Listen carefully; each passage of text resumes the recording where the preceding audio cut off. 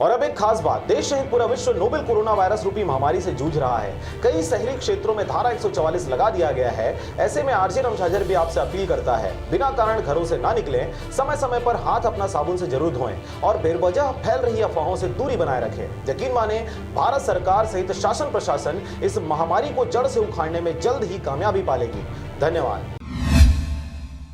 मुंगेली जिले में 15 मई 2020 collector doctor Sarveshwar Narendra भूरे द्वारा खरीफ फसल 2020 हेतु रासायनिक उर्वरकों के भंडारण एवं वितरण की लगातार समीक्षा की जा रही है। उन्होंने बताया कि जिले में खरीफ फसल 2020 हेतु किसानों के लिए सरकारी समितियों में रासायनिक उर्वरकों का पर्याप्त मात्रा में भंडारण किया जा रहा है। जिले में किसानों के लिए रासायनिक उर्वरकों की कमी नहीं आने दी जाएगी। उन्होंने बताया कि जिले में अब तक डबल लाख में 5,353 मीट्रिक टन, सिंगल लाख में 6,241 और निजी क्षेत्र में 2,434 मीट्रिक टन रासायनिक खाद का भंडारण किया गया है। इनमें से अब तक सिंगल लाख के माध्यम से 1,277 और निजी क्षेत्र के माध्यम से 226 मीट्रिक टन रासायनिक खाद का वितरण किया गया है। कृषि विभाग की उप संचालक ने बताया कि रासायनिक उर्वरक यूरिया डबल लाख में 2,089 मीट्रिक टन, सिंगल लाख में 2,778 मीट्रिक टन और निजी क्षेत्र में 740 मीट्रिक टन, रासायनिक उर्वरक SSP डबल लाख में 1,441 मीट्रिक टन, सिंगल लाख में 2,108 मीट्रिक टन, निजी क्षेत्र में 591 मीट्रिक टन, रासायनिक उर्वरक DAP डबल लाख में 1,512 मीट्रिक टन, सिंगल लाख में 924 मीट्रिक टन एवं